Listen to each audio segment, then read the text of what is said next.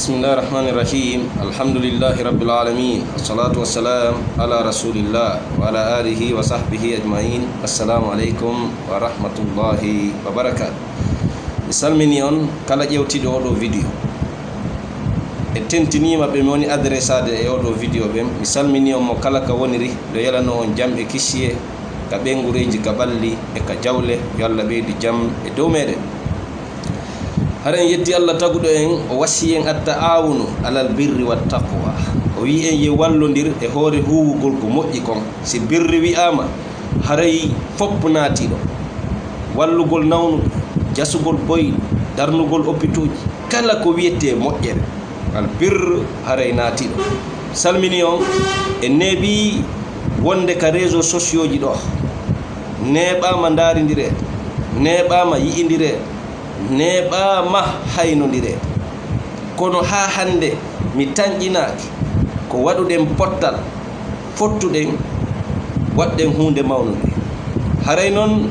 miɗo ara jeeja on ñaaga on toro o yañugol ɗe haqqille e ɗiɗo fondoji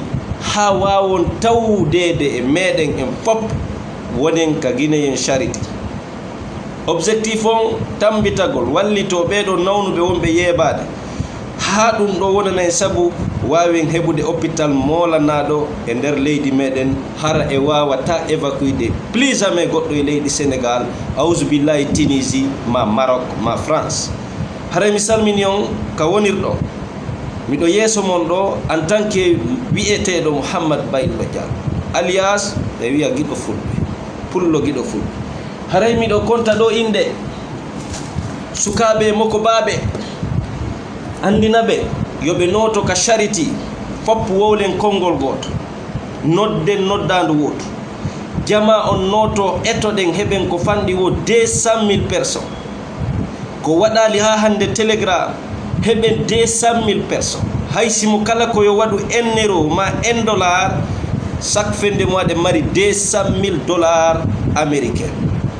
jama o fuɗɗike notade moƴƴa ka mojoɓere min jeeji yon min ñaagi yon ta goto naatu ka mojoɓere ɗon naatugol tun jooɗo ƴewtagol tun ko woni ɗon ko ya waɗu mbuuɗu goto ma mbuuɗu 5 euro ma dollar 500 francs CFA ma 1000 francs ma ko ɓuri ɗo 5000 francs guine ma 10 000 ma ko ɓuri ɗo ko ɗum woni objectif wonugol ka mojoɓere ɗon joni noon mi kontay ɗo yimɓe ɓe men huwi faabo yo nooto wonen hunde wotere wowlen konngol goto nodden hunde wotere ha ndaren si jama men o fop e waway notade waɗen ko meeɗa wadde heɓe 200 000 personnes membre de guinéen charité ko honɗum woni objectif ko wallugol nawɓe ɓe fiyen accirni yeɓugol ɗo organise oɗen nafen at-ta'awunu alal birri wat taqwa ko ɗum woni ko yamirade haray miɗo nodda ɗo inde ɓe min huwi faabo ustasiɓe e blogueur e blogueuse à tous les influenceurs ka Facebook ɗo yo noto noddano ɗum numéro suka men no ɗon kala ko ɓe haton jini e fensitanede e laɓɓinanede e hentinanede e humpitede ko yowiti e guinéen charity fi wallugol ɓeɗo nawnuɓe ɗum puusa ha darnen hôpital molanaɗo e leydi meɗen hôpital sophistique moderne haɗa yoɓe noddu oɗo numéro wonɗo ka hoore vidéo ɓe heɓay kumpite laaɓuɗe kumpite hentiɗe miɗo wassi on partagugol o vidéo haray hiɗen konti ɗo sukaɓe worɓe e sonnaɓe e page ji duwaɗi wallitaɗe dadi to daro waɗira fi Allah goto ɗaɓɓa intérêt mum sina aljanna kala nototoɗo joddi ala to kala wallitotoɗo joddini fof ko Allah woodi aduna ɗo ko fi Allah wonde waɗir fi ha hettoye moƴƴere lahara ɗen konti ɗo worɓe ɓe yiyeten ɗo sayi wono waɗa yewtereji ɗen konti sonnaɓe ɓe yiyeten ɗo sayi wono waɗa yewtereji ɗen konti page ji ɗi andanɗa hoorema no ƴewte fota wona seeɗa haray kala mo nanali inde mum haray ko fayere yo tigi noto yo noddu yo do numéro tawde den wonen hunde wotere men noddiri on fi Allah koru ngam bedu ngam duncata hay hunde jokkumi jokki ga nafata fus wonen hunde wotere wawlen kongol gotol nodden e noddandu woturu telem ma walli tagol be do nawbe worbe ben mi do nodda yo noto ndu noddandu gine charity Alpha Ahmad Buriya Diallo Ustaz Ahmad Buriya simi fayali Ustaz Ahmad Buriya Diallo yo be tawde e meden be wada yewtere fi charity be tawde e men ton be wallito en noddugol noddandu fi yo jamaa noto Ustaz Buriya Diallo hikkube don ben Ustaz Saidou Sow hide noddibe yo be tawde e meden ka gine charity wonen hunde wotere nodden e kongol gotol fi wallitagol nawnube ben Ustaz Saidou Sow ibe nodda Ustaz Muhammad Salih Bari Lady Espar ben kadi de noddibe yo be noto noddandu dum be tawde e meden ka gine charity fi hawawen kippude toppito de nawnube ben hadarden hôpital moderne e leydi lagil den hikkita don Ustaz Muhammad Alpha kadi wonirbe leyde Porto Europe ton kambe kadi be nodda yandi yo be noto wallindiren en fo noddugol ngol en fo wonen ka mojobere waden be nodduden be wada haysimo kala ko mbudu goto hebe mbuyi walle mojja men noddiyo sidum feji Ustaz Ahmad ben kadi en noddibe yo be noto e wallindiren e muradu dum en fo nodden kongol gotol e fegine charity fi nawnube be Sheikh Abdul Aziz Al-Kundari Abdul Aziz ko wona be leydi Kunda ben kadi noddibe yo be noto yo be wadan e yewtereji ko yowiti e gine charity koko wonne noddude do de wasimo kala lewru be wadande wotere ondinen Facebook on e noddandu fi charity pour tous les Guinéens fi wata nawnudo webite do tawa hande kadi fowka ka mojobere meden tawa hiden daditi darti den jogi moy Abdul Aziz Al-Kundari ben kadi no nodda Ustaz Al-Hussein Daka Ustaz Al-Hussein be jentita mojja ka Telegram e ka WhatsApp ji haray den huwi faabo e mabbe yo be noto en godo tippiro be wada makuje mudum yewtereji be wallito fi haqqille jamaa finana mogondiral be yi'a ko 200,000 personnes mobi ko hondum dunyata tawa mo kala ko seeda wadi Ustaz Al-Hussein Bah Dakar be nodda sidum feji de noddi frère Mahmoud Canada faya alima Amerique are kankadi mo nodda yo noto nodda ndum ka charity wallindire en fo nodden e kongol goto frère Mahmoud se feji don de nodda ya Shuaibu Bari on kadi ko Amerique tongo woni mo wada yewtereji de noddi mo yo noto o tawde e men ka Guinéen charity en fo wonen kongol gotol nodden noddandu woto se feji don de nodda Timbo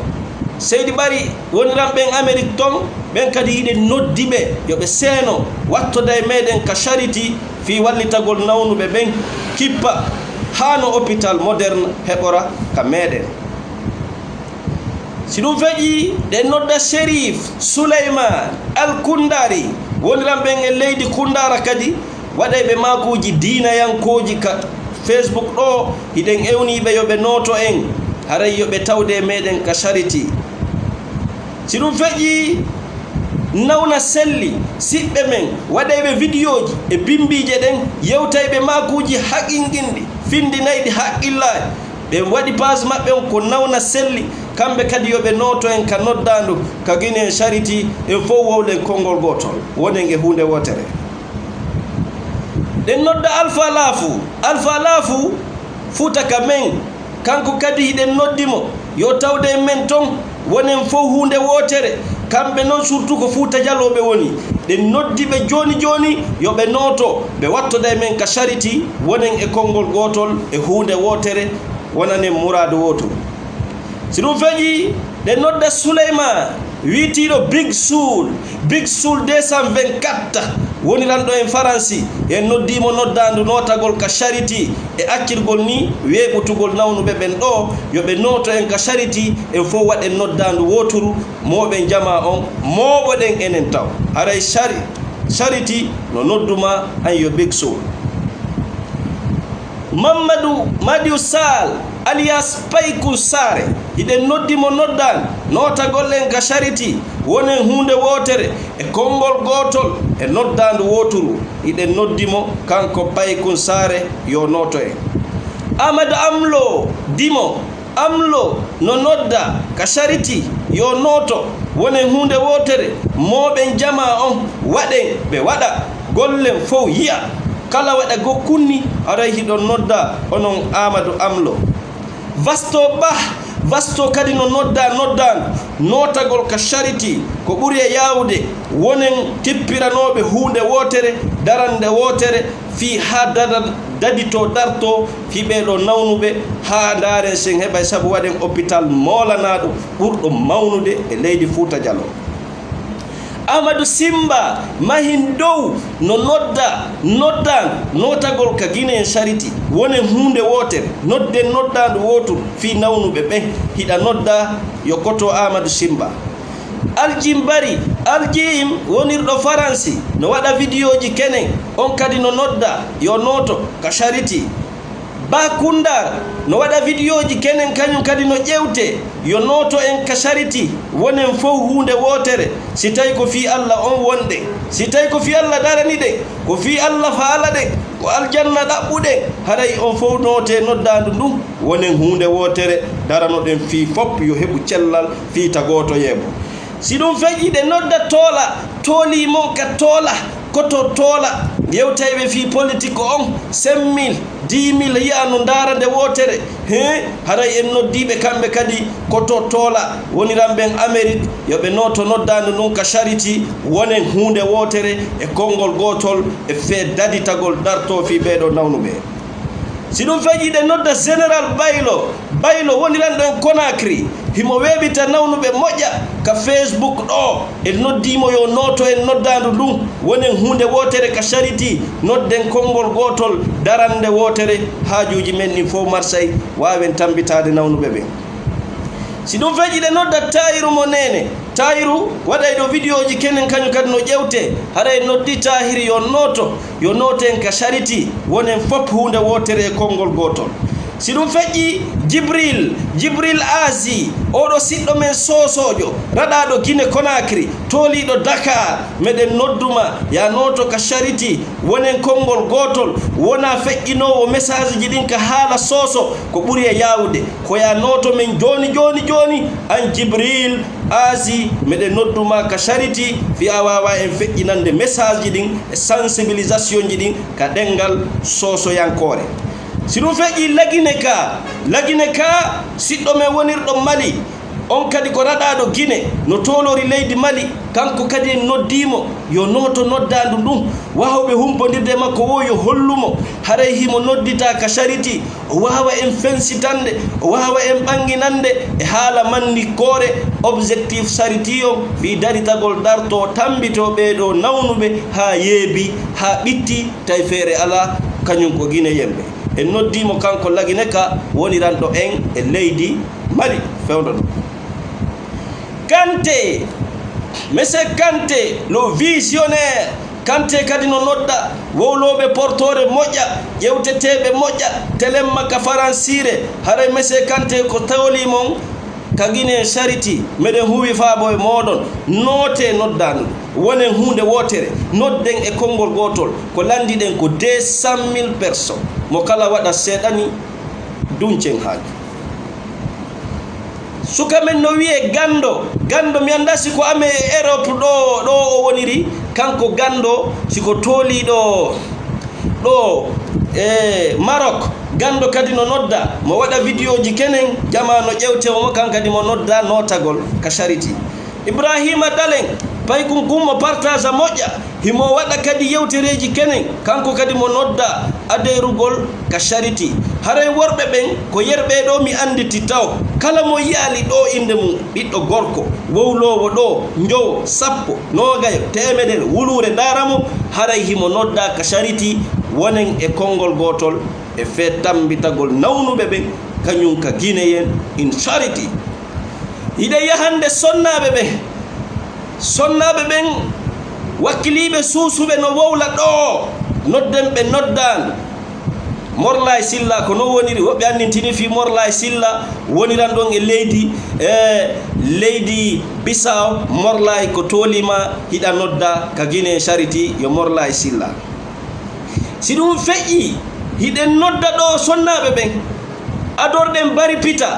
pita ko joni o iwi ka ando o ari o visitimmi mi partage photoji di yo mi hollimo fi charity jogondirgol wona gotum daro dankaranno kippa fi bedo nawnube be ala fere kippa ha heba hôpital moderne tawa a'udhu billahi Guinéenjo Dakar a'udhu billahi Guinéenjo ko wieten do Tunisie a'udhu billahi Maroc ni France ko lagine kara ko ene woni sabu on hôpital o dari o nyibi e der leydi Guinée bari pita no nodda mi noddimo kamen jododi gite mi haalanimo o wi no moƴƴi haray himo nodda wadugol yewtereji fi Guinée charity si dum feƴƴi bungis jajamen bungis marbe susi fewndo do marbe bittu yo Allah ittu bittere de yo Allah addu newende yo Allah addu bubanam bernde yo Allah addu yoldende haray hidon nodda onon hajja bungis ka wonirdon e leydi Bruxelles waɗugol noddande fe charity tawde ɗon e meɗen ka mojo bere yo hajja bungis si ɗum feƴƴi yahnen Aisha woko santé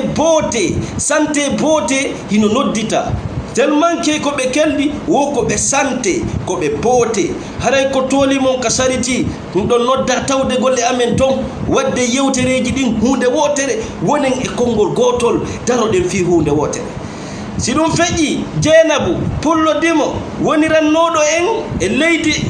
Espagne woɓɓe wiiten ɗo mo Allemagne haray Jeynabou no nodda yo pullodimo notagol ka Guinée charity wonen konngol gotol e hunde wotere kajjatu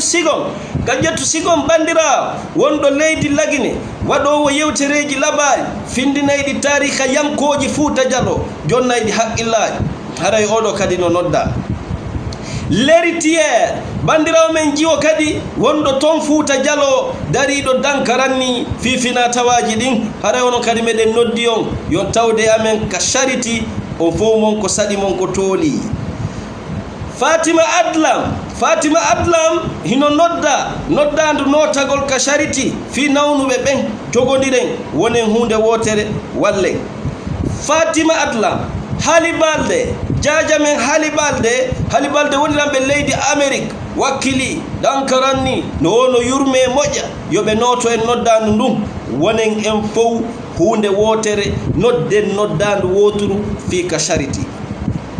kajjatu ɓeɗo ko ñooɓe ɓe wiye Couture Kadija Couture kamɓe kadi ɓe nodda ka charity wona o ma o kala wowlowo ɗo fop moɗon no nodda lintaɗo emo linta kamiɗo yaafino on fof mon ko saɗi mon ko tooli ka Guinée charity Mari Sissoko bandirawo wakkiliɗo ƴewtaɗo moƴƴa on kadi no telen ton on kadi no nodda yo noto en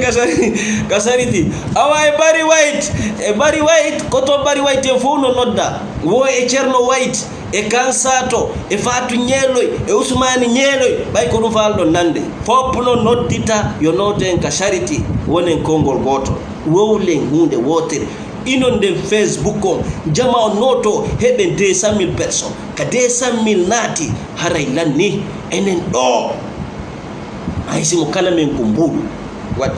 haaju men marché page ji noddaɗi ɗin fi wallitagol sakitugol sendutugol de mari page Guinéen charity on page no woda jama on no nodda abonagol e makko Foutaka men no nodda partagegol vidéo ji page kumpital jogitiɓe page on ɓe nodda landa partagegol vidéo joji ko yewtete fi charity Fouta TV no nodda kañum e boss on fof mes bari mes bari e Fouta TV hino nodda Daru Fama kadi no nodda wallitagol e kagine sariti partage go vidéo ji ni sukabe me wombe ben ka l'enfer de la vérité sukabe bakkitibe bawdim page don no wada yewtereji labadi bendudi ben kadi no nodda fop no nodda fop wona o ma o kala gine yenjo moƴƴo yidando moƴƴube be hada wobe no wiide Diallo Boston e Tidjane e Pullo Wuro be do fo do derto kala mo yidon do wobe be mi lintali ande be derto ko yerbe ala to ben ko be men huwi faam fop yo noto nodden kongol gotol wonen e hunde wotere wobbe no wolde sellu balde e rugi Allemagne on fo mon hidon nodda ko sadi mon ko to mi torori on Allah yanye berde de junne taskandeji wonen nokku goto hay si tawi ko enen be wowlaybe do fop wonen nokku goto be wowlatabe enen wowlaybe fof kadi wonen ka wonden woden ko beydondirde ndarten yurnitoden sak fende mo ko no wadirte yewtereji fi wallitagol nawbe ko Mouradou Labane haqqil no jabba are mi salmini on kala ka wonirdon kala mo mi noddali no nodda ko fop mon don nodda ka charity wombe lagine ben ko jaasi ko landa don ko 5000 francs ono wombe lagine fop 5000 ko buri jaasude amma kala hebudo dowdon no kono 5000 wona yo tigi mankin zone CFA 500 wona yo tigi mankin amma euro ko $5 $2 nyande kan hebude 200,000 personnes notibe million mo kala me fala ko $1 wada $1 de mari $200,000 Amerique sak fende ko hombo yebete ka Facebook do hombo ila don nabi yeso hombo yetela hombo yebitete do hayde ko hare mi noddi on noddandu ko Guinée charity no wi nodde influenceur be fo yo be tawde mede dammude den no uditi hare mi tori ko mi jeji o note noddandu jonnen hakkil ndaro si tawi min goddo noddila kala noddudo la wallan weɓanɗo jama wallitola mi gaynanay ɗum ñande o argol fotta ɗo wowla walle kaari min mi waway ɗum an a waway ɗum o to waway ɗum wawat privé ji men ɗi no heewi tew arɓe holli en ande mapunde kono en wawata ñande o yaltutugol ɗo wiya wallen ka si tawi noon en jogodiri e yanñi haqqille ɗen en waɗi fi Allah mo kala ɗaɓɓi aljanna par ce que ko to sakki torte inna daral akhirata lahiyal hayawa lahara dey gurdan ɗan ko to wallahi gurdan ɗan ko lahara aduna ɗo ko rewa fe si fop en notike ɗo e noddi kongol goto e objectif goto e faale goto ko joni mi wi joni kadi Mouradou waɗa haray ko ɗum nodda ɗon on fop mi lintiyeɓe mi manditiɓe no wodi puy kadi ɓe manditake wo Congo Brazza en fof no nodda fop ɗon nodda wona dey haali pularto na haali pularto nodda ko kala Guinée ko fi lagine hôpital on si heɓoy sabu ko fi lagine nawnuɓe walli tetteteɓe ɓen ko Guinée haray ɗum ko teddungal mon salmini on walle lan saki ton vidéo kala mo anduɗon e ɓe mi wata yawde privé ji ɓe fof ɓe yeyɗo capanɗe go haray naɓanelan vidéo on ka privé ji maɓɓe ɓe fof ɓe wawa notade noddanu no numéro Hamidou France no ɗon kala question ko ɓe hatto jini humpitagol fimum hentinana ɓe ha laaɓa haray vraiment hiɓe nodda yoɓe noddu Hamid o ɓanginanayɓe o hentinanayɓe haray mi salmini on kala ka won ɗon on jaara